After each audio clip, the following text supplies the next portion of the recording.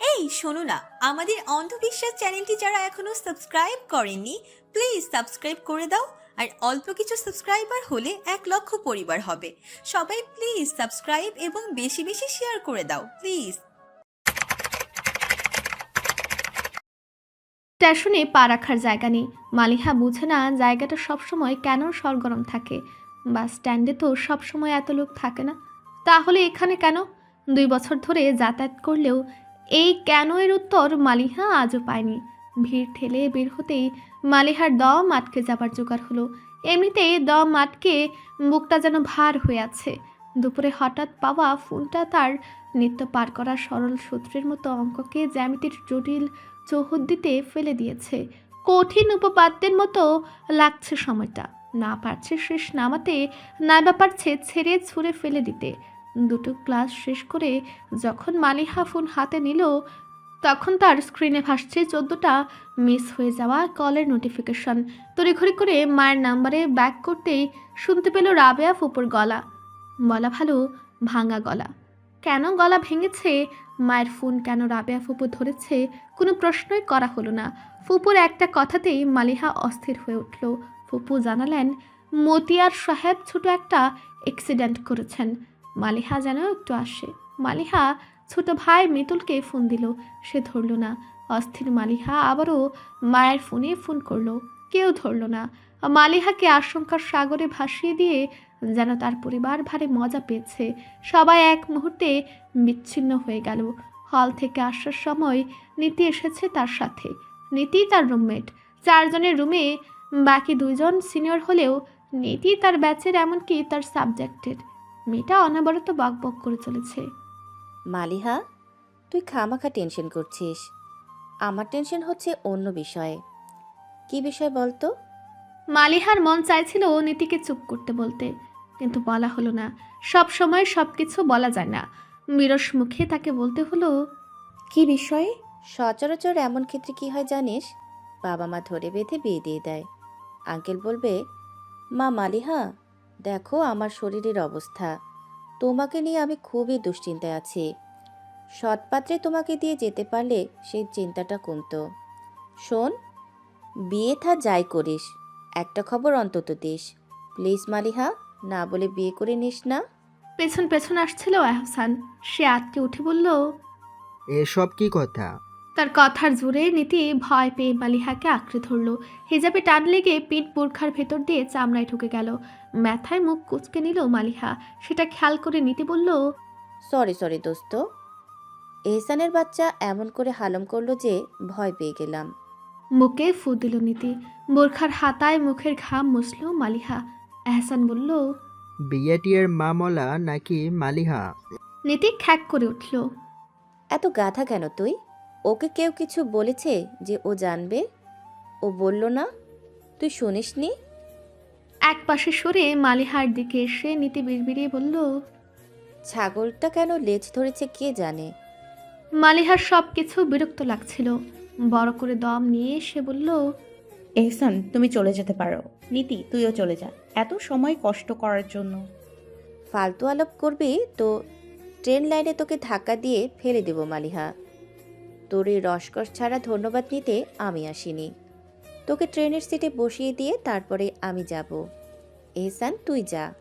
2জন মেয়েকে এভাবে এক রেখে যাওয়া কি ঠিক কাজ? মালিহা উঠুক, তারপর তোকে নিয়ে ক্যাম্পাসে যাব। মালিহা দম ছাড়ল। আর বোঝানোর চেষ্টা করলো না। হাত ঘড়ির দিকে তাকালো সে। দুপুর 3টা, ট্রেনের সময় 3:30। তবে ঠিক সময়ে আসলেই হয়। দেরি করে স্টেশনে পৌঁছানো এদেশের ট্রেনের সবচেয়ে বড় ঐতিহ্য। বাড়ি যেতে অন্তত 3 ঘন্টা লাগবে। ক্রসিং হলে তো কথাই নেই। নীতি আশেপাশে তাকালো। এহসানকে দেখে বিরক্তিতে তার মাথার তালুও গরম হয়ে যাচ্ছে। নীতির ধারণা অনুযায়ী এহসান হাফ লেডিস ধরনের ছেলে, তাই তাকে দেখলেই বিরক্ত লাগে। অথচ এমন লাগার কোনো কারণ নেই। এহসান কখনো তাদের সাথে খারাপ ব্যবহার করেনি। একটু দূরে একটা বেঞ্চে এক ভদ্রলোক বসে আছে, তার পাশে 2জন মহিলা। আরেকজন বসলে 4জনকে ঠাসাঠাসি করে বসতে হবে। নীতি মনে মনে দোয়া করলো, আল্লাহ, ওই ব্যাটাকে উঠিয়ে দাও আল্লাহ। আমার অসহায় বান্ধবীটাকে বসার সুযোগ করে দাও প্লিজ। হঠাৎ করে লোকটা উঠে কোন দিকে চলে গেল। নীতি যার পরনায় আনন্দে লাফিয়ে উঠে হাততালি দিল। এহসান অবাক হয়ে বলল, লাফালাফি করছিস কেন? নীতি সে কথার উত্তর দেওয়ার প্রয়োজন মনে করল না। এক হাতে মালিহার ব্যাগ, আরেক হাতে মালিহাকে টেনে বেঞ্চের দিকে এগিয়ে গেল। মালিহাকে বসিয়ে বিজয়ের হাসি হাসল। এহসানের দিকে তাকিয়ে এক ভ্রু উঁচু করল, ইঙ্গিতটা স্পষ্ট। এহসান তাদের সাহায্য করার জন্য থাকলেও সেটার কিছুই করতে পারল না, করল নীতি। এহসান অপমানিত বোধ করলো কি না বোঝা গেল না, তবে মালিহার দিকে এগিয়ে যেয়ে নরম কণ্ঠে বলল, মালিহা, তুমি কি চিপস টিপস কিছু খাবে নাকি জুস আনবো? নীতি মুখ ভাঙালো। মালিহা, তুমি কি চিপস টিপস কিছু খাবে? আহা চান্দু আমার, তুমি করছিস কেন? আমাকে তুই বলিস, ওকেও বলবি? এহসান সে কথা শুনেও শুনল না। মালিহা বলল, কিছু খাবো না, জার্নিতে আমি কিছু খেতে পারি না। আচ্ছা। মুখ গোমরা করে নীতির পাশে এসে দাঁড়ালো এহসান। নীতি বলল, ঠিক হয়েছে, বেশি আহ্লাদ দেখাতে গেছিস কেন? ও যে কি জিনিস তা তো তুমি জানো না মামা। এহসান দীর্ঘশ্বাস ছেড়ে বলল, না জানলেও আনছি। হঠাৎ নিজে দেখলো বেঞ্চে বসে থাকা সেই লোকটা আসছে। এসে কি বলবে? আমার জায়গায় কেন বসলেন? এহসানের কাছে ফিসফিসিয়ে বলল, স্টেশনে কি জায়গা ধরার সিস্টেম আছে নাকি? এই গাধা, কথা শুনিস না কেন? কানে সমস্যা? এত কথা না বলে কি বললি সেটা বললেই তো হয়। এহসান বিরক্ত হলো। বলছি স্টেশনের বেঞ্চে কি জায়গা ধরার সিস্টেম আছে? আরে না, কি সব ফালতু প্রশ্ন। নীতিকে এভাবে বলতে পেরে এহসান যেন শান্তি পেল। নীতি কটমট করে তাকালো। পারলে মনে হয় মটর ভাজার মতো চিবিয়ে খেত। আফসোস পারল না। নীতি দেখলো লোকটা হন্তদন্ত হয়ে ফোন কানে নিয়ে আরেক দিকে ছুটে যাচ্ছে। নীতি স্বস্তির শ্বাস ছাড়ল। ক্লাসে একদিন জায়গা ধরার কারণে তার ব্যাগ এক মেয়ে ছুঁড়ে ফেলে দিয়েছিল। সেই ভয়টা এখানে কাজ করেছে। মালিহা ফোন বের করলো। অজানা আশঙ্কা মনটাকে চারপাশ থেকে ঘিরে ধরেছে। বাবার সাথে কথা হয়েছে দিন দুই আগে। মায়ের সাথে কথা বলতে না পারা কথাগুলো বাবার সাথে বলে মনের ভার কমায় মালিহা। কাজেই মতিয়ার আলীর জায়গা তার কাছে মা তৌহিদার থেকে অনেক বেশি স্বস্তির। সেই স্বস্তি মাখা মানুষটার হঠাৎ বিপদ মালিহাকে ভেতর থেকে নাড়িয়ে দিয়েছে। রাবেয়া ফুপুর কণ্ঠ ইঙ্গিত করছিল তিনি অনেক কেঁদেছেন। কেন এত কান্নার কি হয়েছে? কোনো এক বিচিত্র কারণে আজ ঠিক সময়ে ট্রেন স্টেশন ছুঁয়েছে। নীতি যার পরনায় অবাক। কে রে, কাহিনী কি? কি মনে করে ট্রেন এত তাড়াতাড়ি এলো? ডাল মে কুছ কালা হ্যায়। তোর সব কিছুতেই সন্দেহ নীতি। মালিহাকে ট্রেনে তোল। ও হ্যাঁ হ্যাঁ, মালিহা পানির বোতলটা নে। মালিহা বোতল নিল। তড়িঘড়ি করে ছুটতে যেয়ে হাতের পার্স পড়ে গেল। ছড়িয়ে ছিটিয়ে গেল ভেতরের সব জিনিস।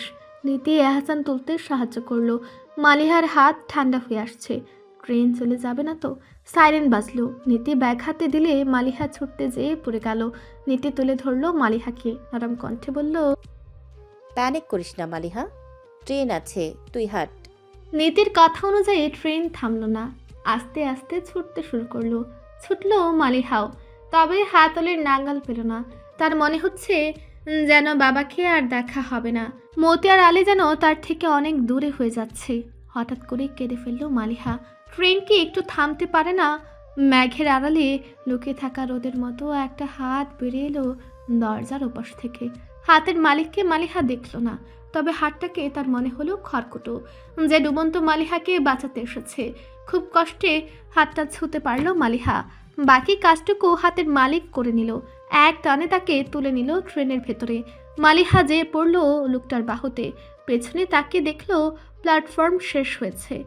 সেই শেষ মাথায় দাঁড়িয়ে হাত নাড়ছে নীতি। পেছনে দাঁড়িয়ে এহসান। বড় বড় নিঃশ্বাস নিয়ে সামনে তাকালো মালিহা।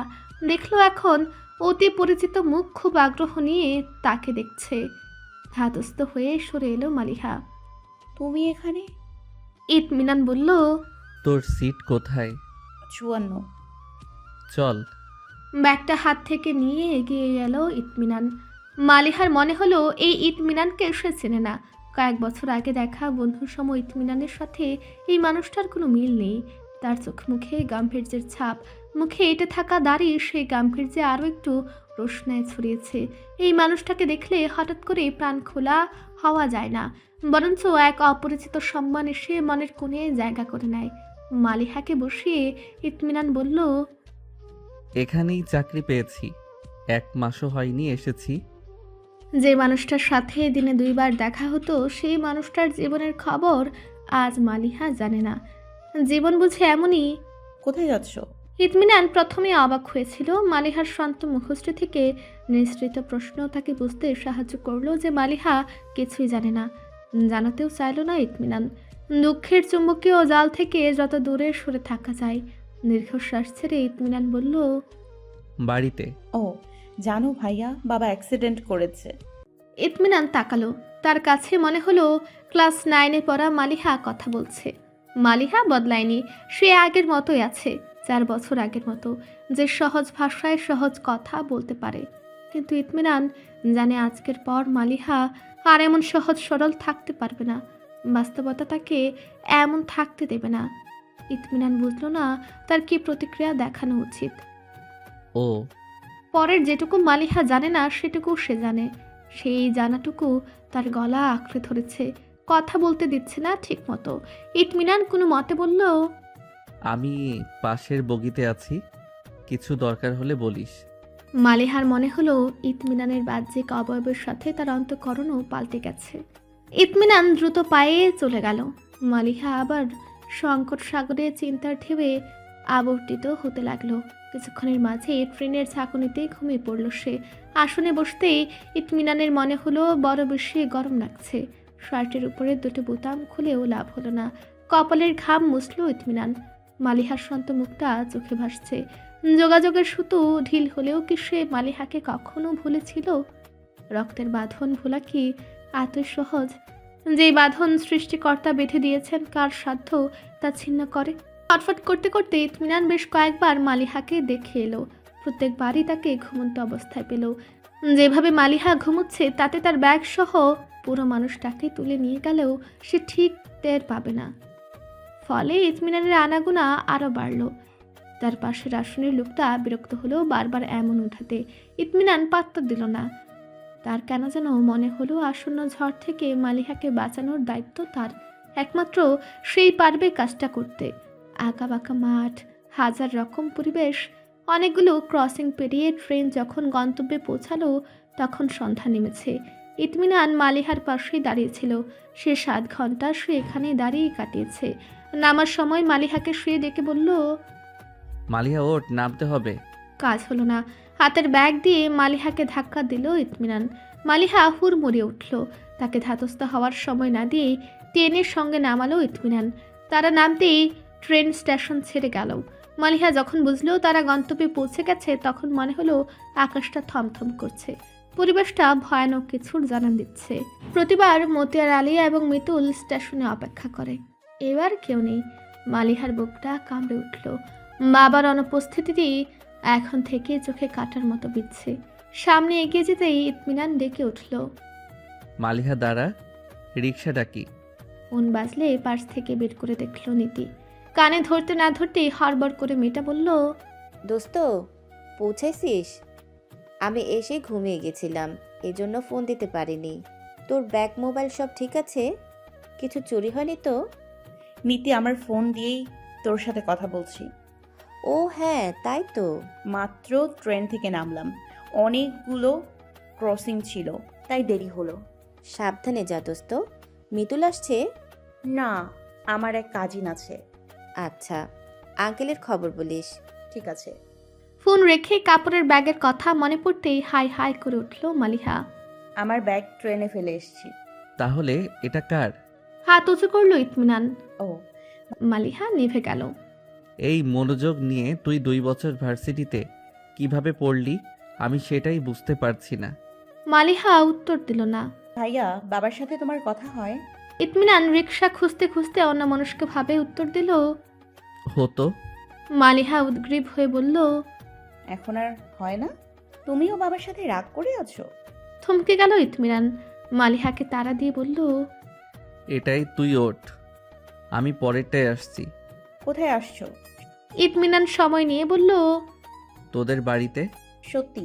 মালিহার অবাক হওয়ার যথেষ্ট কারণ আছে। তাদের দাদা মারা গেছেন 5 বছর আগে। তখন থেকে এই বন্ধনে ঢিল পড়েছে, সম্পর্কের সদৃশ্য জাল ছেড়েছে সম্পত্তি নামক কীট। শুরু হলো রেশারেশির নিশিরাতে। দাদির ভূতের গল্প শুনে জড়াজড়ি করা ভাই বোনগুলোরও কালে ভদ্রে দেখা হয় না। আগুনে ঘি ঢেলেছেন মালিহা এবং ইতমিনানের মা। তাদের ফুপু রাবিয়া নিজ উদ্যোগে সব মিটমাট করতে চাইলেও ইতমিনানের মা আয়শা জিগিয়ে রাখলেন রাগ। বাজার সদাই করতে গেলে যখন মতিয়ার আলীর সাথে বড় ভাই মকবুল আলীর দেখা হয়, দুজন দুদিকে মুখ ফিরিয়ে চলে যান। ফলাফলস্বরূপ কমে গেল আসা যাওয়া। সম্পর্কের রঙিন ঘরে ধুলো জমল। মাকড়সার জাল ঘর বুনে সংসার পাততে শুরু করলো। আসল মানুষগুলো ভুলে গেল তাদের মাঝে কি শক্তিশালী এক সম্পর্ক ছিল। রিক্সা বাড়ির যত কাছে যাচ্ছে, কোনো এক তীক্ষ্ণ আওয়াজ মালিহার কানে বাড়ি খাচ্ছে। হঠাৎ তার মনে প্রশ্ন উদয় হলো, এত বছর পর হুট করে আজই কেন ইতমিনান তাদের বাড়িতে যাচ্ছে? মনের ইতিবাচক সত্তা বলল, নিশ্চয়ই অসুস্থ চাচাকে দেখতে যাচ্ছে। মালিহা মানতে চাইল, তবে সেই সময়টুকু পেল না। রিক্সা বাড়ির সামনে আসতেই ভেতর বাড়ি থেকে নাজিয়া বেগমের চিৎকার শোনা গেল। মালিহা দিক ভুলে দৌড়ে বাড়িতে ঢুকলো। পেছনের রিক্সা থেকে ধীরে সুস্থে নেমে ভাড়া মেটালো ইতমিনান। রিক্সা দুটো চলে গেল, সে ঠায় দাঁড়িয়ে রইল। হঠাৎ পেছন থেকে কেউ এসে জাপটে ধরল তাকে। বয়সের ভারে নুয়ে পড়া দেহটা আঁকড়ে ধরল ইতমিনান। বৃদ্ধ বাবাকে মুখে নিয়ে মনে হলো এর চেয়ে বেশি ভারী দুনিয়া আর কিছু হতে পারে না। মকবুল আলীর কি এতই কষ্ট? কষ্ট মাপার কোনো যন্ত্রও কেন নেই? যে অনুভূতি থেকে সৃষ্ট রোগ নির্ণয়ের জন্য রয়েছে অত্যাধুনিক যন্ত্র, সেই অনুভূতিকেই কেন এত হেলাফেলা?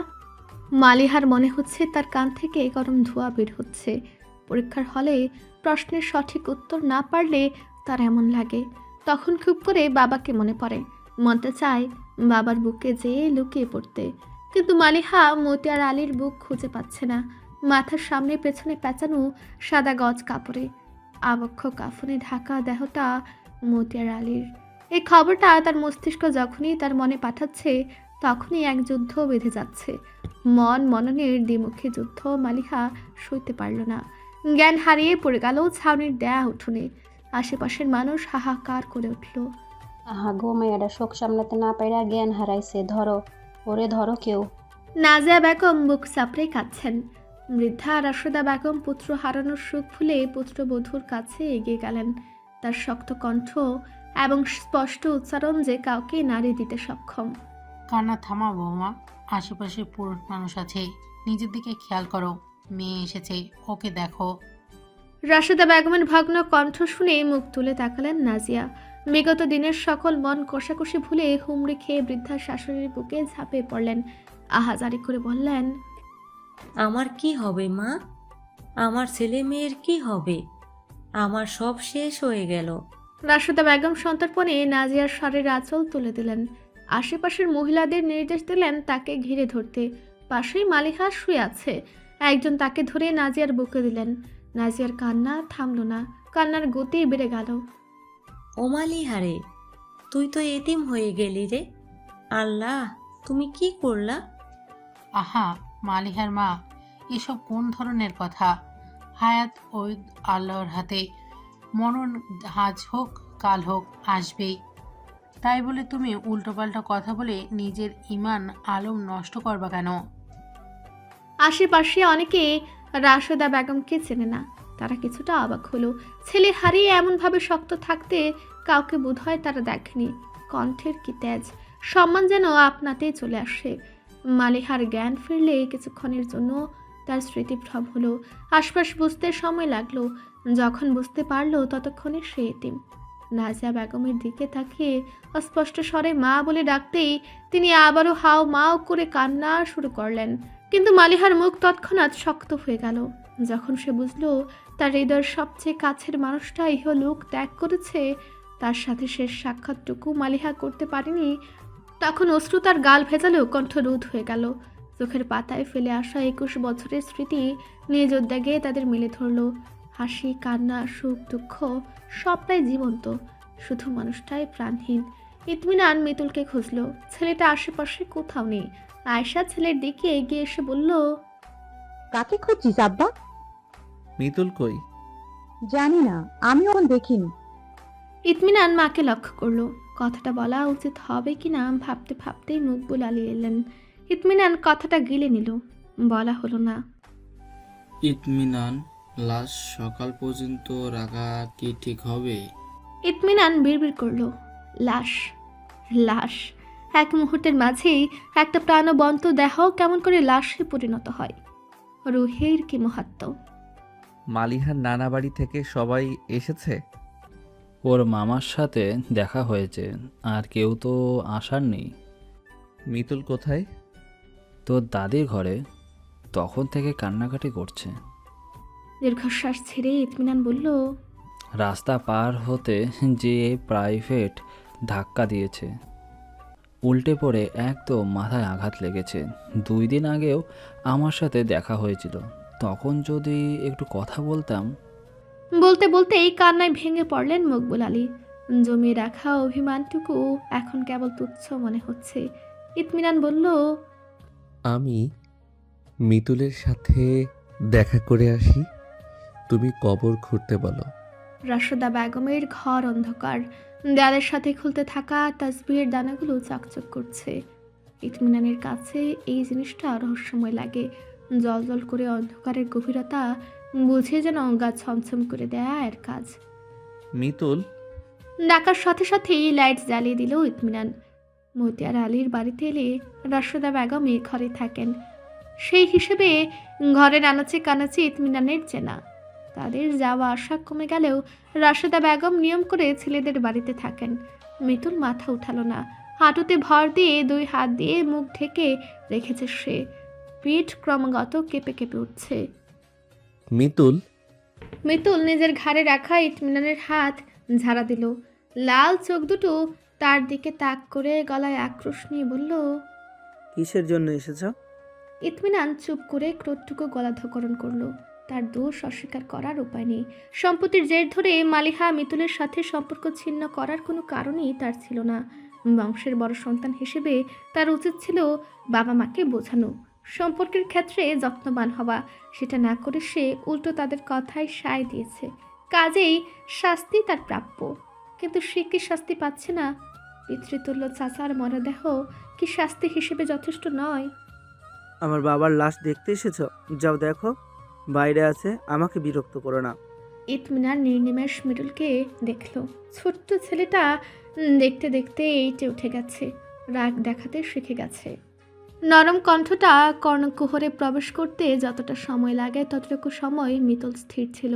তারপর ছুটে চলে গেল বাইরে। মিতুলের জায়গায় মাথা নিচু করে বসলো ইতমিনান। নিজের কাছে নিজে অপরাধী হলে বিচারক কে হবে? মিতুল মনকে জড়িয়ে ধরে কাঁদছে, তবে মালিহার নড়চড় নেই, যেন একটা প্রাণহীন জড় পদার্থ। একে একে সবাই তাকে জড়িয়ে ধরে কাঁদলো, আফসোসের সুর শোনালো, সান্ত্বনা দিল। মালিহা টুস শব্দ করলো না, কিন্তু যখনই খাটিয়া কাঁধে ইতমিনান তার সামনে এসে বলল, মালিহা, চাচাকে নিয়ে যাচ্ছি। মালিহা কেঁদে ফেলল। বুক ভাঙা কান্নার শব্দ গিলতে ঠোঁট দুটো চেপে ধরে রাখলো। মালিহার মনে হলো কেউ তার কলিজাটা 2 ভাগ করে নিয়ে যাচ্ছে। জানালার পাশে বিশাল বড় এক কড়ই গাছ। সন্ধ্যা হলেই গাছের পাতাগুলো কেমন ঝিমিয়ে পড়ে। দিনের শুরু থেকে আবার সিঁড়ির দ্বারা টান টান করে বাতাসের সাথে দুলতে থাকে। দিনের আলোর সাথে সম্ভবত তাদের একটি অলিখিত চুক্তি আছে। যতক্ষণ আলো থাকবে ততক্ষণ পাতাটা খুশির বহিঃপ্রকাশ স্বরূপ প্রস্ফুটিত থাকবে। সেই কড়ই গাছটা রাতের নীরবতাকে যেন আরও নিশ্ছিদ্র করেছে। দাফনের পর অনেকে চলে গেলেও প্রায় 12-14 জন খোলা উঠানে চেয়ার পেতে বসে আছে। অন্দর মহলে মহিলা সমাজও সজাগ। কারো চোখে ঘুম নেই, কারো নির্ঘুমতা শোকে, তো কারো উদ্বিগ্নতায়। রুমটা মালিহার, খুব বেশি বড় নয়। একটা খাট আর আলনা রেখেই যেন ঘর ভর্তি হয়ে গেছে। টেবিল রাখার কারণে ঘরটা ঠাসা ঠাসা দেখায়। সেই কাঁঠাল কাঠের টেবিলে একটা চার্জার লাইট জ্বলছে। দেয়ালের দিকে তার মুখ ঘোরানো, যেন আলো জ্বেলে অন্ধকারকে পরিমাপ করার চেষ্টা। মালিহা শোকের আবহ থেকে একটুখানি সময় একান্তই নিজের জন্য, মতিয়ার আলীর জন্য টেনে বের করেছে।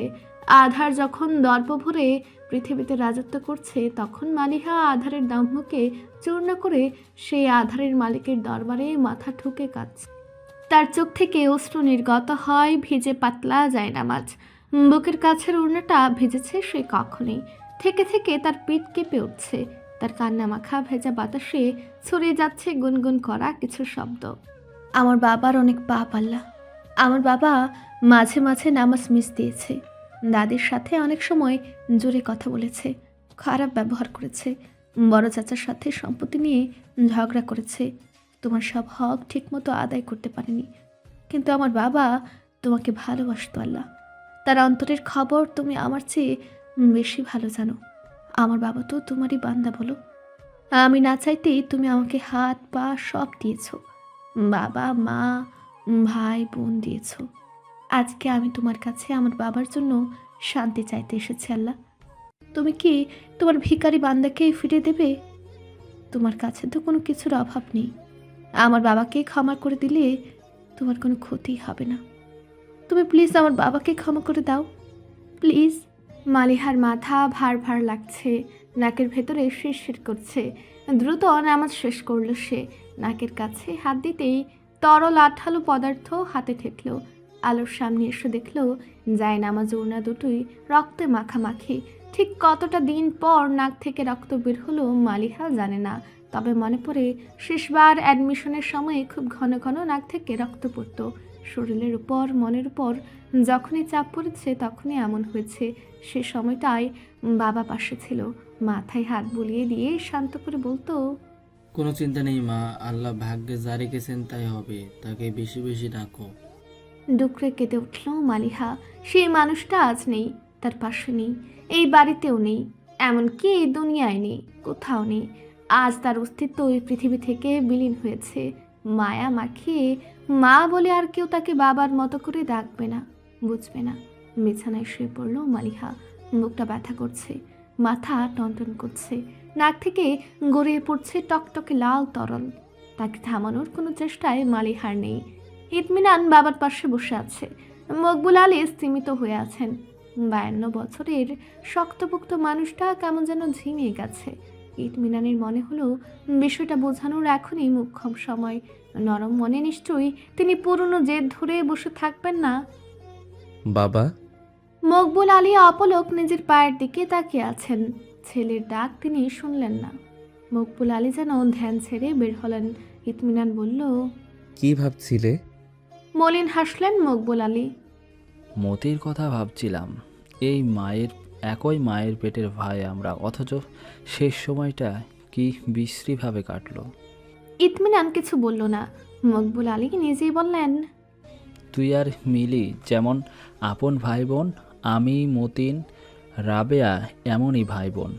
আমরাও ছোটোবেলায় এক থালায় ভাত খেতাম, এক বাপের কাঁধে চেপেছি, এক মায়ের হাতেই বড় হয়েছি। অথচ দেখ, মতি মরার আগে আমি ওর সাথে বিরোধ করলাম সম্পত্তির জন্য, জায়গা জমির জন্য। অথচ এই ভাইয়ের কান্না থামানোর জন্যই আমি নিজের ভাগের খাবার, নিজের খেলনা ওকে দিয়ে দিয়েছিলাম। পৃথিবীটা খুব কঠিন আব্বা, মাঝে মাঝে খুব ভয় হয়। রক্ত দিয়ে জুড়ে দেওয়া সম্পর্ক রক্তাক্ত করেই ছিন্ন করে। হৃদয় নিংড়ানো দীর্ঘশ্বাস ছাড়লেন মকবুল আলী। বাবা, একটা কথা বলতাম। বল। আমি যতদূর শুনেছি চাচার অনেক ঋণ ছিল, ব্যবসা থেকে যা আয় ছিল সব ঋণ মেটাতেই চলে যাওয়ার কথা। তাহলে ওদের এখন আর কোনো আয়ের উৎস থাকলো না। ধানি জমি আর পুকুরটা যদি ওদের ভাগে দিতে, তাহলে অল্প হলেও একটা ইনকাম সোর্স হতো। মকবুল আলী চমকে ছেলের দিকে তাকালেন। আশেপাশে তাকিয়ে ছেলের দিকে ঝুঁকে এসে বললেন, আমিও কথাটা ভাবছিলাম আব্বা, কিন্তু তোর মার জন্য বলতে পারি না। মহিলা শুনলেই হুলুস্থুলুস বাঁধাবে। ইতমিনান বিষয়টা জানে। আজ সন্ধ্যায় বরকের সাথে নিয়ে এসেছে তার ছোট বোন মিলি, আয়েশাকে ইন্ধন যোগানোর এক সূত্র। আমরা মাকে বোঝাবো, না হলে এটা জুলুম হবে বাবা। এতিম দুটো ছেলেমেয়ের সাথে এমন ব্যবহার আল্লাহ সহ্য করবেন না। তুই তোর মাকে বলবি? ও তো তোর কথা ফেলতে পারে না। বলবো। দৃঢ় গলায় বলল ইতমিনান। রাবেয়া ফুপু কিছু মনে করবে না তো? ইতমিনান জিজ্ঞেস করলো, না আব্বা, তোর ফুফু এইসব স্বাদ পাচে নাই, তারে ভাগ না দিলেও সে রাগ করবে না। তা না করলে সেটা তার মহত্ব, কিন্তু সেই সুযোগ নিয়ে আমরা জালিম হতে পারি না। কাল সকালে সবার সামনে বিষয়টা নিয়ে কথা বলতে হবে। তুই পাশে থাকলে আমি সাহস পাবো। আমি তো পাশে আছি আব্বা।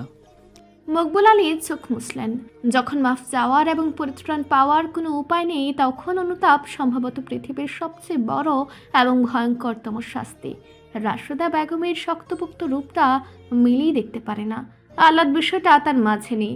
বংশের বড় মেয়ে হিসেবে বাড়তি কোনো খাতির সে দাদির থেকে পায়নি, না পেয়েছে ইতমিনান। রাশেদা তার প্রত্যেক নাতি নাতনিদের সমান চোখে দেখেন। মনের গভীরে কারো প্রতি কোনো দুর্বলতা আছে নাকি সেটা কেউ জানে না। এটাই মিলির আশঙ্কা। মালিহার সাথে ন্যায় বিচার করতে যেয়ে মিলি নিজের সাথে নাইনসাফি করতে দেবে না। চারপাশে দেখে আয়েশার কাছে গেল মিলি। মা, তুমি এখন এখানে কি করছো? আয়েশা চা বানাচ্ছিলেন। হঠাৎ মিলি কথা বলায় চমকে গেলেন। বুকে হাত দিয়ে পেছন ঘুরে ধমক দিলেন, সর, এভাবে কেউ কথা বলে? শব্দ টব্দ করে আসবি তো নাকি? আমার বুক ধরফর করছে। এখন বুক ধরফর করছে? একটু পর আরো কিছুর জন্য তৈরি হও। এত পেঁচানো কথা কোত্থেকে শিখলি তুই? সোজা কথা সোজা করে বলতে পারিস না? রাখো তো তোমার চা। তোমার শাশুড়ির মতিগতি আমার ভালো ঠেকছে না। কিসের মতিগতি? আয়েশা ভ্রু কুচকে তাকালেন। মালিহা সকালে মিটিং ডেকেছে, জানো? জানি।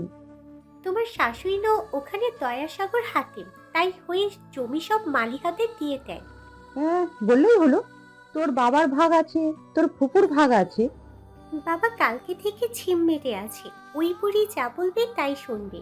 আর ফুপু তো আলু। মালিহার জন্য তার মায়ের শেষ নেই। রেডি থাকো, না হলে ছটকা একটা খাবা।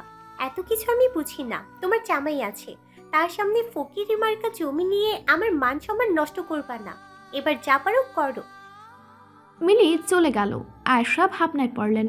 মিলি তো অবাস্তব কিছু বলেনি। ইতুর বাপের মনে এখন ভাইয়ের ছেলেমেয়ের প্রতি দরদ উঠলে সমস্যা। কয়েক বাড়ি পরেই মতিয়ার আলীর বাড়ি। যাবেন নাকি একবার? এলাকার গণ্যমান্য ব্যক্তিবর্গের উপস্থিতিতে রাবেয়া ছোট ছেলে ফরিদের সাহায্যে উপস্থিত হলেন রাশেদা বেগম। তার উপস্থিতি যেন পরিবেশের গাম্ভীর্য খানিকটা বাড়িয়ে দিল। আশপাশের কৌতূহলী প্রতিবেশীরা ভিড় জমিয়েছে। বাদ যায়নি প্রয়াত মতিয়ার আলীর পরিবারও। অবশ্য মালিহার বাদ যাওয়ার কথা নয়, কারণ তার কথাতেই এই পরামর্শ সভা বসেছে। রাশেদা বেগম মালিহাকে ইশারা করলেন কথা বলতে। সালাম দিয়ে কথা শুরু করলো মালিহা। আমার বাবা মতিয়ার আলী গতকাল ইন্তেকাল করেছেন। আপনারা সবাই সেই সম্পর্কে জানেন। আমি তার হয়ে আপনাদের কাছে ক্ষমা চাইছি। যদি আমার বাবা কোনোদিন আপনাদের কারোর সাথে খারাপ ব্যবহার করে থাকেন, তাহলে তাকে মাফ করে দেবেন। মৃত মানুষের সাথে আর কিসের বিরোধ? আর ব্যবসায়িক লেনাদেনায় যারা বাবার সাথে যুক্ত ছিলেন, আমার বাবা যদি কারো কাছে আর্থিকভাবে ঋণী থাকেন, তাহলে দয়া করে প্রমাণসহ আমাদের সাথে যোগাযোগ করবেন। যতক্ষণ না এই টাকা শোধ হচ্ছে, ততক্ষণ আমার বাবা কবরেও শান্তি পাবেন না। যারা বাবার পরিচিত, তাদের কাছে দয়া করে কথাগুলো একটু পৌঁছে দেবেন। আমি আবারও আমার বাবার হয়ে ক্ষমা চাইছি। আশা করি তার উপরে আপনারা কেউ আর কোনো দাবি রাখবেন না।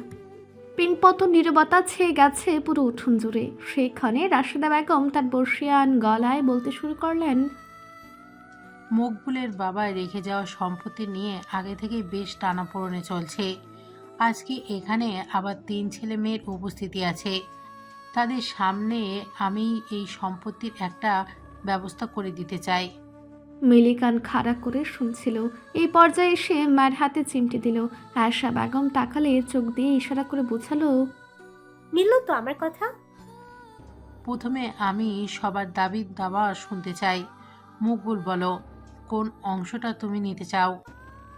মা, মতির শেষ সময়ে ওর সাথে আমার বিরোধ ছিল এই সম্পত্তি নিয়ে। আমি নিজের জন্য বিশেষ করে কিছু চাই না।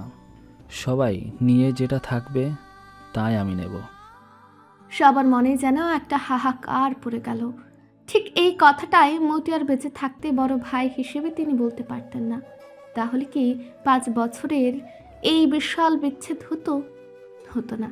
ঠিকই সবাই শিখেছে বটে, তবে মানুষকে হারিয়ে। কিন্তু এই সবার মাঝে আয়েশা নেই। তিনি ফুঁসে উঠলেন, ইশারায় স্বামীকে চোখ রাঙালেন এই বেকুবি কথার জন্য। তবে মকবুল ভুলেও সেদিকে তাকালেন না। ইতমিনান বলল, দাদি, আপনি অনুমতি দিলে আমি একটা কথা বলতে চাই।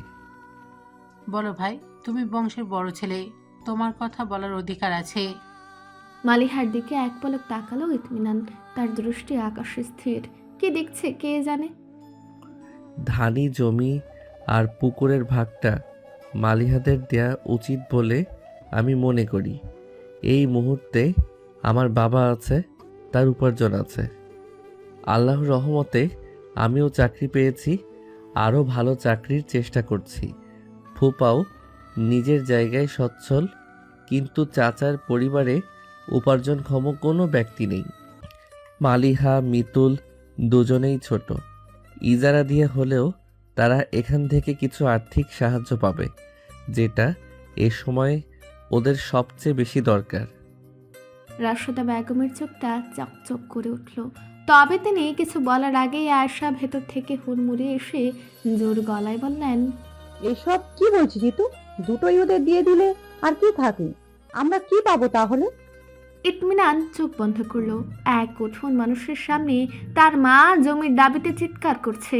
তার কাছে মনে হলো এর থেকে লজ্জার আর কিচ্ছু নেই।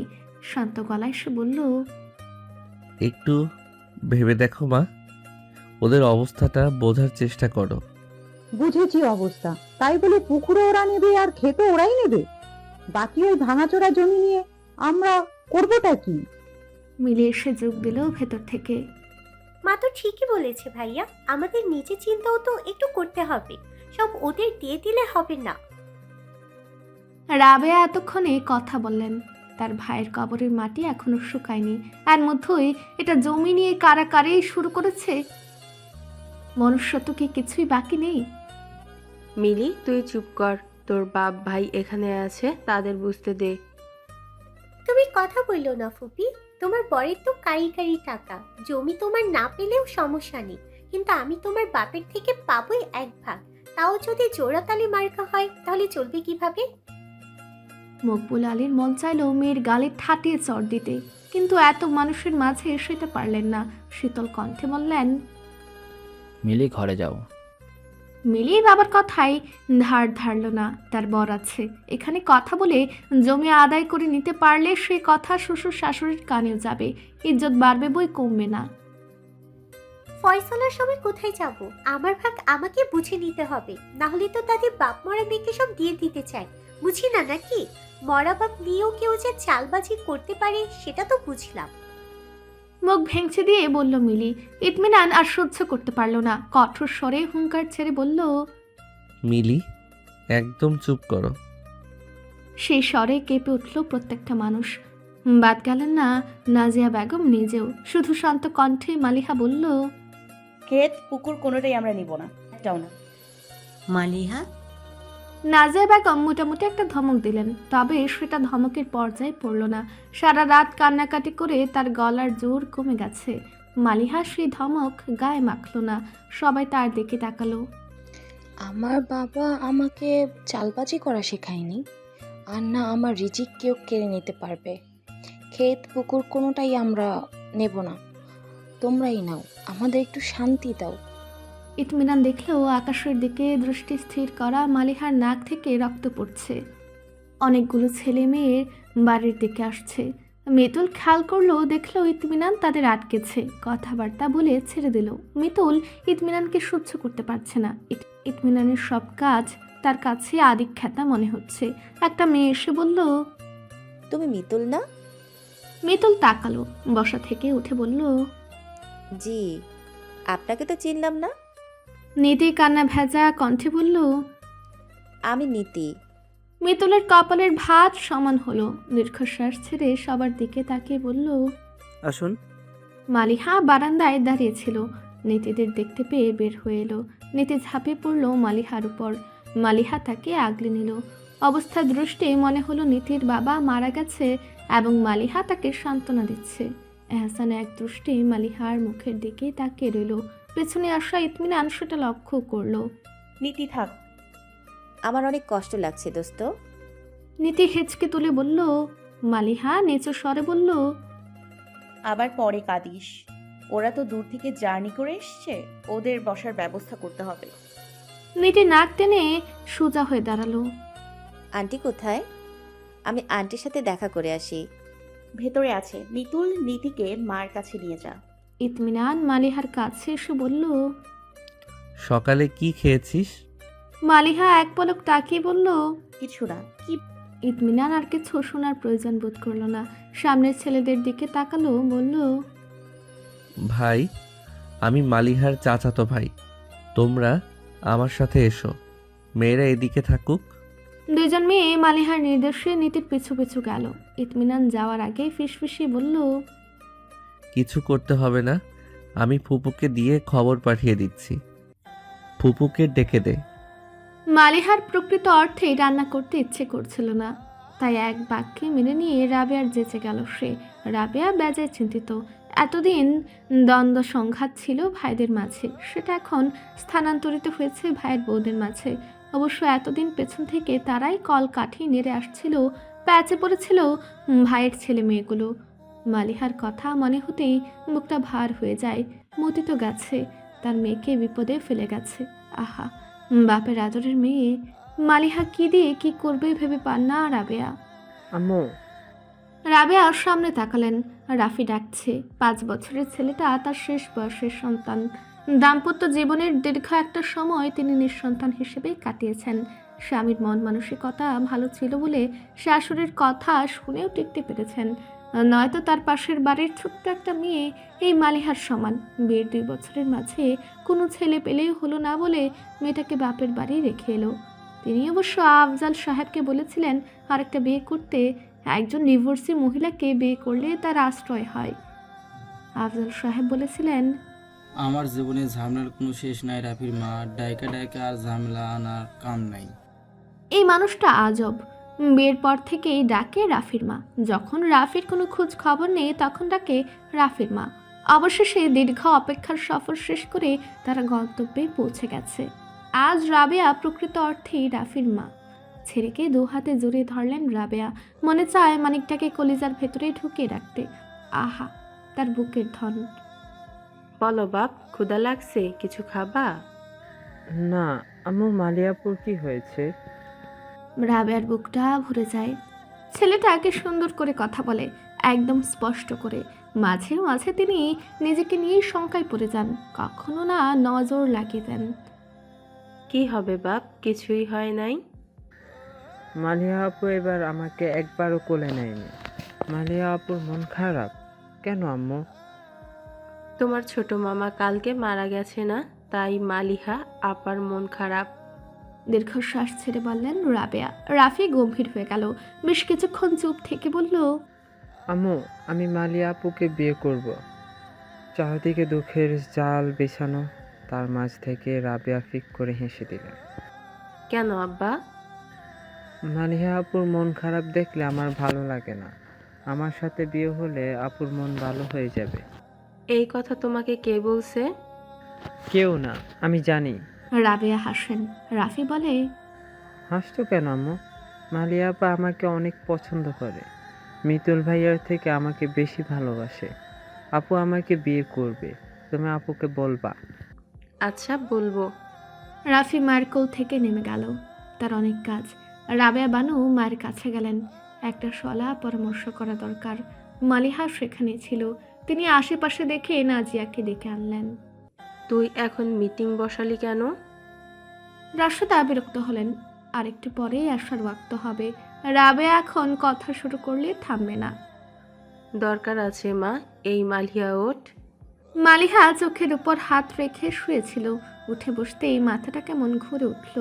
উপর দিকে তাকালো। রাবেয়া প্রস্তুতি নিয়ে বসে আছেন। বলবা ফুপু? রাবেয়া নাজিয়ার দিকে তাকালেন। একদিনের মাঝে যেন নাজিয়ার চেহারা অর্ধেক হয়ে গেছে। ভাইয়ের বউয়ের মাথায় হাত রেখে মায়ের দিকে তাকিয়ে বললেন, ওদের একটা ব্যবস্থা করতে হবে না মা? মতির ছেলে মেয়েদের এখন কে দেখবে রাখবে? রাশেদা বেগম যে এই বিষয়ে চিন্তা করেননি তা না, তবে ভেবেছিলেন বড় ছেলেকে নিয়ে আলোচনায় বসবেন। নাজিয়া চুপ করেছিলেন। রাবেয়া বললেন, তোমার ভাই কি বলে না জিয়া? মালিহা তেমন কিছু বলে নাই আপা। নাজিয়ার বড় ভাই চলে গেছেন আজ বিকালে, যাওয়ার আগে অবশ্য সান্ত্বনা দিয়ে গেছেন। নাজিয়া বললেন, আমার মিতুল বড় হয়েছে, ওকে নিয়ে আমি থাকতে পারবো, কারো ঘাড়ে বোঝা হতে চাই না আপা। মাথার ওপরে একটা ছায়া লাগে না? মালিহা থাকবে ভার্সিটিতে, তুমি মিতুল রে নিয়ে একা কিভাবে থাকবা? ছেলে তো তোমার ঘরেই থাকে না। বেশ কিছুক্ষণের জন্য ঘরে নীরবতা নেমে এলো। হঠাৎ মালিহা বলল, মা আর মিতুলকে আমি আমার ওখানে নিয়ে যাব। সবাই মালিহার দিকে তাকালো। এমন কথা কেউ চিন্তা করেনি। তোর ওখানে মানে? আমার ভার্সিটির এলাকায়। কোথায় থাকবি? প্রশ্ন করলেন রাশেদা। বাড়ি ভাড়া নিব। আর চলবি কিভাবে? মালিহা সরাসরি মায়ের দিকে তাকালো। এবারের প্রশ্নটা তার ছিল। নাজিয়ার চোখে একটা চাপা আক্রোশ দেখা যাচ্ছে। মালিহা জানে সেটা কেন। নাজিয়ার আবার বললেন, সব তো দিয়ে দিয়েছিস তোর চাচাদের, ভাগে যেই জমি আসবে সেই জমি বিক্রি ছাড়া আর কিছু করার উপায় নেই। মালিহা শান্ত কণ্ঠে বলল, টিউশনি করব, ছোটোখাটো চাকরি পাই নাকি দেখব। সারা দেশে ভুরি ভুরি শিক্ষিত ছেলে ঘুরছে, তোরে চাকরি কে দিবে? কে দেবে সেটা আমার দেখার বিষয় না, আমার কাজ চেষ্টা করা, সেটাই আমি করব। এমন সময় ঘরের দরজায় কাশির শব্দ শোনা গেল। রাশেদা বেগম বললেন, কে? আমি মা। রাশেদা মেয়ে বউয়ের দিকে তাকিয়ে বললেন, আয়। মুখ বুলেলেন, সাথে ইতমিনান। আলোচনা কত দূর? মালিহার চাচার দিকে তাকালো। মকবুল এবং মতিয়ার আলীর কপাল একদম এক। মালিহার বুকটা খা খা করে উঠল। কিছুই সিদ্ধান্ত নিতে পারি নাই এখনো। আপনি আছেন ভালো হয়েছে ভাইজান। তুমি কি চিন্তা ভাবনা করছো? তোমার ভাই কি বলে? নাজিয়ার দিকে প্রশ্ন ছুড়ে দিলেন মকবুল আলী। ভাইজান, মালিহা তো বলে অন্য কথা, ও নাকি নাজিয়ার মিতুলে নিয়ে ভার্সিটিতে যাইতে চায়। ভার্সিটিতে কোথায়? ইতমিনান মালিহার দিকে তাকিয়ে প্রশ্ন করলো। রাবিয়া বললেন, বাড়ি ভাড়া নিয়ে থাকতে চায়, টিউশনি করতে চায়। রাশেদা বেগম মেয়েকে ধমক দিলেন। আহ রাবেয়া, তুই থাম, নাজিয়ারে বলতে দে। মালিহা, তুই কি চিন্তা করছিস? মা আর মিতুলকে ওখানে নিয়ে যেতে চাচ্ছি। ইতমিনান বলল, এখন নিয়েও যেতে চাই না, আগে আমি যে টিউশন ঠিক করি, বাসা দেখি, ব্যবস্থা হলে তারপর নয় যাব, ততদিনে ইদ্যত শেষ হোক। আনুষঙ্গিক আরো কিছু বিষয় নিয়ে আলোচনা হলো। ইতমিনান যাওয়ার আগে মালিহাকে বলে গেল, মালিহা, আমার উপর তোর রাগ আছে কিনা জানি না, থাকলে সেটা জায়েজ, না থাকলে তোর অনুগ্রহ, কিন্তু তোর কাছে আমার রিকোয়েস্ট থাকবে, আগের ঘটনার রেশ ধরে রাখিস না। যে কোনো প্রয়োজনে আমাকে ডাকিস, না হলে আমি নিজের কাছে অপরাধী হয়ে থাকব। মালিহা কোনো উত্তর দেয়নি, নীরবে মাথা নেড়ে সম্মতি জানিয়েছে। নাজিয়া মনে মনে বেশ ক্ষুব্ধ হলেন। মেয়ে এবং মেয়ের চাচা কারো কথায় তার পছন্দ হলো না। মালিহাকে একা ঘরে পেতেই জেকে ধরলেন। আমি তোর ওখানে যে থাকতে পারবো না। কেন? ওখানে কে আছে আমার? বিপদ আপদে কে আসবে? তার থেকে তোর নানা বাড়ি যে থাকবো। তোর মামা কখনো আমাদের অবহেলা করেছে? মা, বোঝার চেষ্টা করো, এটা দুদিনের জন্য বেড়াতে যাওয়া নয়। তুমি এখনো খামোখা ওখানে যে থাকবে। নানা নানি কেউ নেই। মামি তোমাকে দুই কথা শোনালে তুমি উত্তর দিতে পারবে? কি দরকার? নাজিয়া মুখ গোজ করে থাকলেন। কোনো যুক্তিই তার পছন্দ হচ্ছে না। মালিহা মায়ের মনের কথা বুঝতে পেরে শান্ত স্বরে বলল, মামা যদি তোমাকে নিয়েই যেতে চাইতো তাহলে যাওয়ার আগে কিছু বলে যেত না? বলেছে কিছু? নাজিয়া বেগম ধমকে উঠে বললেন, তুই আমার ভাইকে কি বলতে চাচ্ছিস? তোর চাচার মতো স্বার্থপর না সবাই। মালিহা বলতে চাইল, আজ সকালে তোমাকে জমি কে দিতে চেয়েছিল? আজ সন্ধ্যায় তোমার ভবিষ্যৎ নিয়ে কে চিন্তা করে গেল? বলল না। এখন নাজিয়ার কথা বোঝার মতো অবস্থায় নেই। ঘরে যেতে নীতি খপ করে মালিহার হাত ধরল। কি হয়েছে? ভয় পাচ্ছিলাম। নীতি এদিক ওদিক তাকালো। মালিহা বিছানা গোছাতে গোছাতে বলল, এহসানরা চলে গেছে? হুম, সবাই ক্যাম্পাসে চলে গেছে। মালিহা, বল। নীতি মালিহার দিকে তাকালো। কথাটা এখন বলা কি ঠিক হবে? না থাক, মেয়েটা একটু স্বাভাবিক হোক। মালিহা শুনতে চাইলো না নীতি কেন তাকে ডাকলো। নীতি, তুই কবে যাবি? তোর সাথে? মালিহা দাঁড়িয়ে পড়লো। তাকে ফিরে যেতে হবে।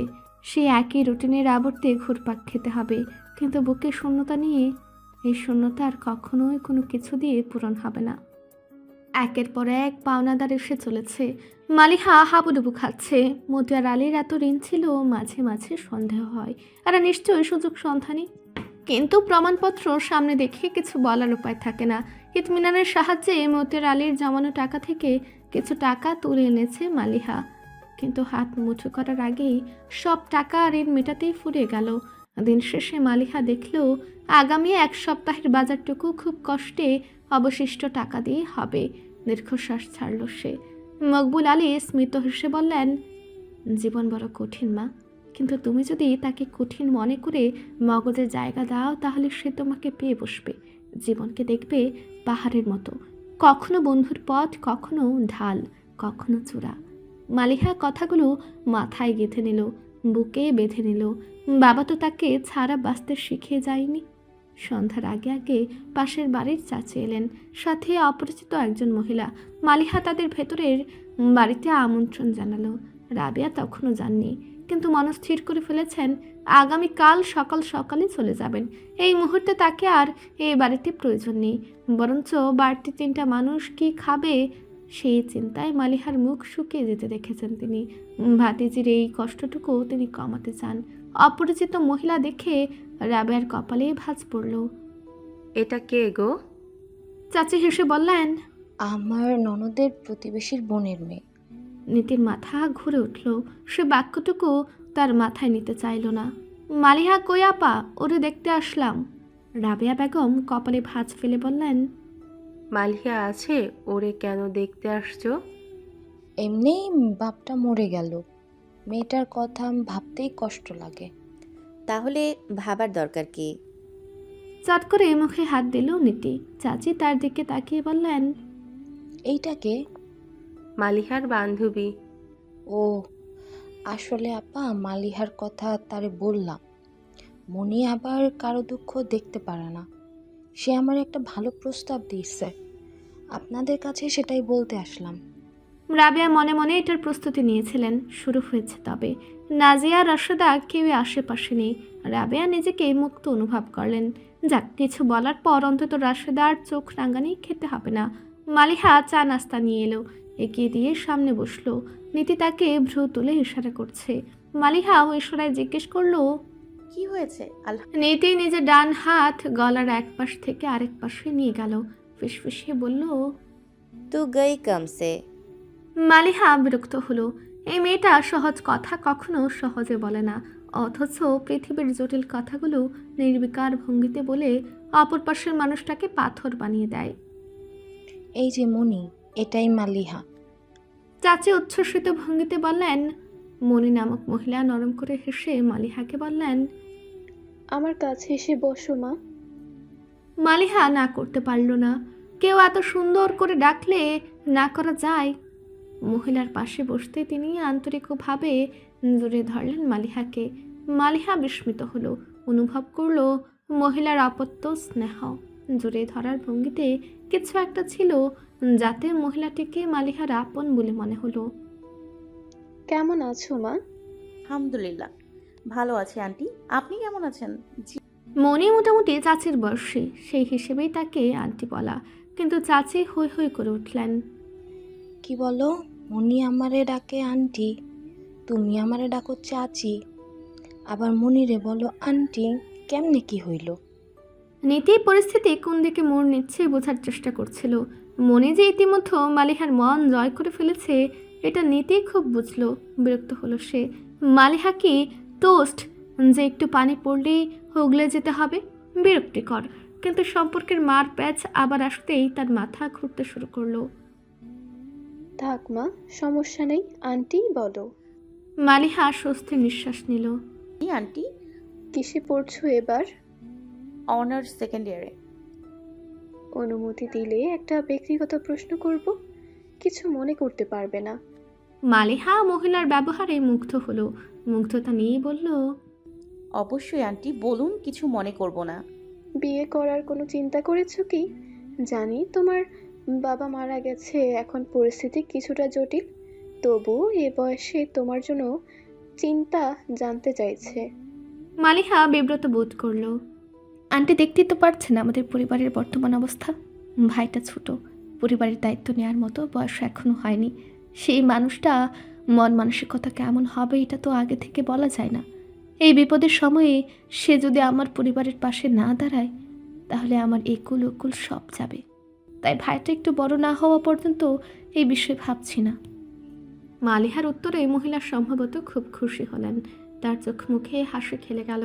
চায়ের কাপ হাত থেকে নামিয়ে বললেন, সুন্দর বলেছ মা, তাহলে আমি আর এই বিষয়ে কিছু বলবো না, কিন্তু সবাইকে নিয়ে ভাবতে যেয়ে নিজেকে ভুলে যেও না। মালিহার মাথায় হাত বুলিয়ে বললেন মনি। চাচি হাই হাই করে উঠলেন। কি আশ্চর্য, তুমি না ওর জন্য সম্বন্ধ নিয়ে আসলা? ওর পাশে এখন একটা খুঁটি দরকার। একা একা কত দূর যাবে ও? মালিহার মনে হলো চাচি তাকে অবমূল্যায়ন করছে। মেয়ে বলে কি মালিহা তার পরিবারের দায়িত্ব নিতে পারবে না? মেজাজটা খারাপ হয়ে গেল। বলতে চেয়েছিলাম, কিন্তু ওর মন তৈরি হয়নি। ওকে জোর করে বিয়ে দিলে কি ও সুখী হবে? তার চেয়ে নিজের বিষয়টা বুঝে নিক, বড় হয়েছে, এইটুকু নিশ্চয়ই বুঝবে। তোমার মা কই মালিহা? এতক্ষণে কথা বললেন রাবেয়া। মানতে দ্বিধা নেই, মহিলার কথার ধরন তাকে পছন্দের তালিকায় রাখতে বাধ্য করেছে। নাজিয়া ঘুমায়। আচ্ছা তাহলে উঠি, আপাকে আমার সালাম দিয়েন। সাবধানে থেকো মা, নিজের যত্ন নিও। মালিহার মাথায় হাত রেখে বললেন মনি। মালিহা নিবিষ্ট হয়ে দেখল মনির প্রস্থান। রাবেয়া বানু মুখ ঝামটা দিয়ে বললেন, শুরু হয়ে গেছে মানুষের নাক গলানো। রাফি চুপে চুপে দাঁড়িয়ে সবটা শুনছিল। মায়ের কাছে এসে বলল, আম্মু, মালিয়া আপুর বিয়ে? রাবেয়া ছেলেকে কোলে নিলেন। না রে বাপ, কিসের বিয়ে? রাফি মার কোল থেকে নেমে মালিহার কাছে গেল। তার গায়ের সাথে লেপটে বসে বলল, আপু, আমি তোমাকে বিয়ে করতে চাই, তুমি আমাকে বিয়ে করবা? নীতি চোখ কপালে তুলে বলল, কি সর্বনাশের কথা! মালিহা হেসে ফেলল। বাবার অনুপস্থিতি, পরিবারের দায়িত্ব, ভবিষ্যৎ চিন্তা সবটা হঠাৎ মস্তিষ্ক থেকে যেন মুছে গেল। হাসতে হাসতে রাফিকে কোলে নিল সে। আমাকে বিয়ে করবি কেন? আমি তোমাকে অনেক ভালোবাসি আপু। মালিহার গলা জড়িয়ে ধরে বলল রাফি। মালিহা হাসি থামিয়ে রাফিকে জড়িয়ে নিল। সে জানে ছোট্ট রাফির ভালোবাসা হয়তো চাহিদার এই দুনিয়ায় গোনার তালিকায় থাকবে না, তবে খাদহীন এই ভালোবাসাটুকু সে বুকের মাঝে রেখে দিতে চায়, খুব যত্ন করে, যেখান থেকে দুর্বল সময় শক্তি পাওয়া যায়। দোস্ত, তোর চাচাতো ভাই তোর থেকে কত বছরে বড়? মালিহা কিছুক্ষণ ভেবে বলল, 6 বছর হবে মনে হয়। কেন? মুখের সামনে বালিশ ধরে নিতে বলল। এটা পুরাই আমার অ্যাসাম্পশন, কিন্তু নীতির সিক্স সেন্স বলতেছে ব্যাটার তোর প্রতি উইক। বালিশের নিচে মুখ ঢাকলো নীতি। তখনই আরেকটা বালিশ দিয়ে তাকে আক্রমণ করলো মালিহা। ফালতু আলাপ করার জন্য এখানে থাকছিস, অসভ্য মেয়ে। আমি আগেই বলছি এটাই আমার অ্যাসাম্পশন, আক্রমণ করার কোনোই কারণ দেখি না। মালিহা শান্ত হয়ে বলল, ভাইয়া তার সব কাজিনকেই ভালোবাসে, খেয়াল রাখে, এতে অন্য কিছু ধারণা করার কিছুই নেই। না থাকলে নাই, কিন্তু হইতে কতক্ষণ? মালিহা কথা বাড়ালো না। নীতি বলল, কি ভাবিস? ফিরে যেতে হবে নীতি। ওখানে গুছিয়ে নিতে না পারলে এদিকে অবস্থা ঠিকঠাক করা সম্ভব হবে না। সামনে আমার জন্য খুব কঠিন সময় অপেক্ষা করছে। নীতি মালিহাকে একপাশ থেকে জড়িয়ে ধরল। ভয় পাইস না দোস্ত, আমি তোরে যথাসাধ্য সাহায্য করার চেষ্টা করব। মালিহা জানে নীতি নামক বাচাল মেয়েটার উপর তার এই বিশ্বাস আছে। গভীর রাতে ভাইয়ের ঘরে গেল মালিহা। মিতুলের সাথে আলাদা করে দুদণ্ড সময় ব্যয় করা হয়নি। হালকা আলোয় মিতুলের নাকের নিচে অস্পষ্ট একটা দাগ দেখতে পেল মালিহা। মিতুলের কি গু ফুটছে? মালিহার হাসি পেল। সেদিনের সেই ছোট্ট ভাইটা কত বড় হয়েছে। আচ্ছা, সে কি আগামী দিনেই মালিহার সঙ্গী হবে? রাবেয়া সকালে মালিহার থেকে বিদায় নিলেন। মালিহা বলল তার যাওয়া পর্যন্ত থাকতে। রাবেয়া শুনলেন না। আমারও তো ঘর সংসার আছে নাকি, আর কয়দিন থাকবো? অথচ তিনি জানেন আজ রান্না করার জন্য মালিহা 5টা ডিম আলাদা করে রেখেছে। তারা চলে গেলে কিছু তো নিশ্চয়ই বাঁচবে। মাঝে মাঝে আমার মাকে একটু দেখে যেও ফুপু।